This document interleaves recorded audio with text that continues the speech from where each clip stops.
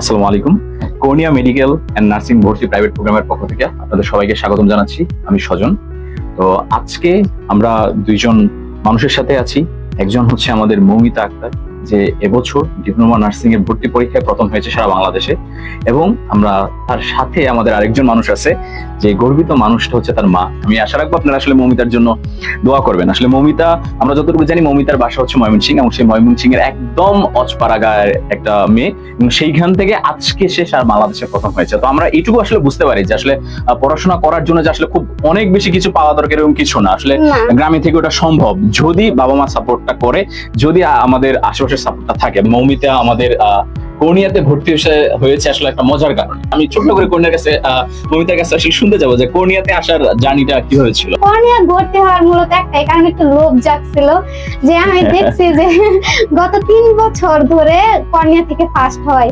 তো আমার মনের মধ্যে একটা আশা ডাকছিল যে যেহেতু আমি কলেজ টপারদের মধ্যে একজন, তো আমি কেন একটা মানে তখন তো নার্সিং একটা নর্মাল আমার কাছে নর্মাল মনে হয়েছে, যেমন একটা পাবলিক ইউনিভার্সিটি কিন্তু অনেক বড় একটা প্ল্যাটফর্ম, ওই হিসেবে আমার কাছে তখন মনে হয়েছে যে খুব একটা নর্মাল বিষয়। তো আমি চিন্তা করছিলাম যে সবাই কেউ না কেউ তো ফার্স্ট হচ্ছে, আর আমার মূলত এই ফার্স্টের লোকটা আসছিল যে আমার নীলফামারী থেকে আমার বড় আপু যিনি ফার্স্ট হয়েছেন, ওনার একটা মানে সাক্ষাৎকারে আমি দেখছিলাম যে হাই যে আল্লাহ একটা পাহাড়ি অঞ্চল থেকে মানে আমি তো সমতলে থাকি, এটা কেন আমার দ্বারা সম্ভব। পরে ওই একটা লোক যাচ্ছে যে না আমিও ফার্স্ট হতেই পারি। পরে ওই দিন রাতে আমি প্রায় মাত্র আধা ঘন্টা আমি আমার আব্বা আম্মার সাথে কথা বলি যে আমি কর্নিয়াতেই ভর্তি হবো, আর সরাসরি আমি মেইন ব্রাঞ্চে যে মাসুদ স্যারের কাছে কল দিই।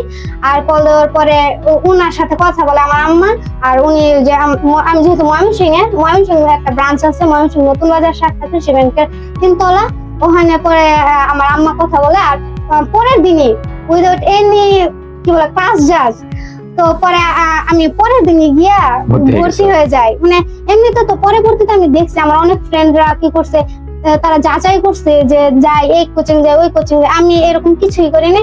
আমি ভরসা ছিল কর্নিয়ার উপর। হ্যাঁ, ভরসা ওই একটা জায়গায় ভরসা ছিল যে না।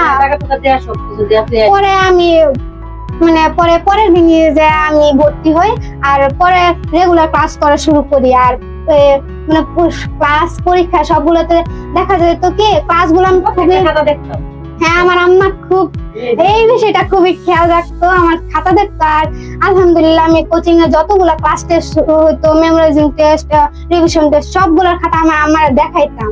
আর দেখা যায় তো কি মানে সবগুলোর মধ্যে আশানুরূপ রেজাল্ট। যেমন যেহেতু কোচিং এর একটা বর্তমানে যে আমরা পরীক্ষাটা দিছি, এটা বিগত বছরের তুলনায় অনেক মানে প্রশ্নটা তুলনামূলক হার্ডই ছিল।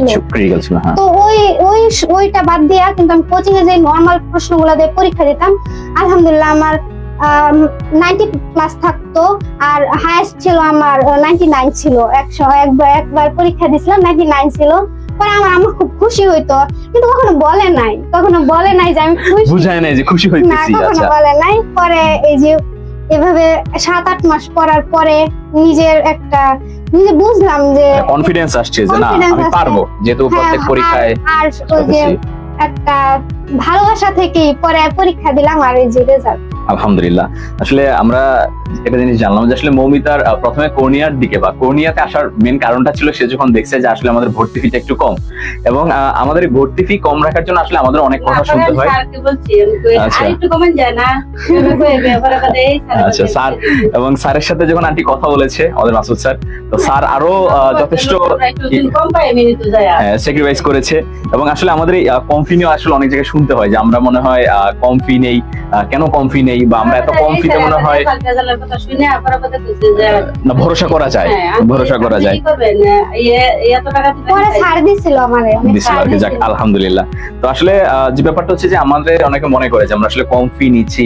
আমরা কম ফিটা কেন নিই? আমরা আসলে কম ফি নেই এই যে মৌমিতার মতো যারা আছে, যাদের আসলে অনেক পটেনশিয়ালিটি আছে, যারা আসলে একটু যদি ধাক্কাটা পায় তার দ্বারা ভালো কিছু করা সম্ভব। এখন এইটুকু সাপোর্ট যদি আমরা এখান থেকে না করি আর কে করবে? এই জন্য আসলে আমরা কর্নিয়া থেকে সবসময় চেষ্টা করি যে আসলে যারা মেধাবী স্টুডেন্ট তাদের জন্য ভালো কিছু করার। আমরা আসলে অনেক সময় অনেক কথা শুনি যে আমাদের ফি এত কম কেন। আরেকটা কথা আমাদের শুনতে হয় যে আসলে আমরা মনে হয় ফি কম নেই, তার মানে মনে হয় আমরা আসলে ওইভাবে সার্ভিসটা দিতে পারি না। কিন্তু আমরা যে ভালো কিছু করতে পারি এবং আমরা যে আসলে ভালো কিছু দেই তার প্রমাণ আজকে মৌমিতা আমাদের সামনে বসে আছে। আজকে মৌমিতা আমাদের থেকে আমাদের কাছে পড়াশোনা করে আজকে মৌমিতা ডিপ্লোমাতে ফার্স্ট হয়েছে এবং আমরা এইটুকু নিজেদের উপর কনফিডেন্ট না যে আসলে আমরা হয়তো ভালো কিছু দিয়েছি বলেই আজকে মৌমিতা আমাদের সামনে বসে আছে।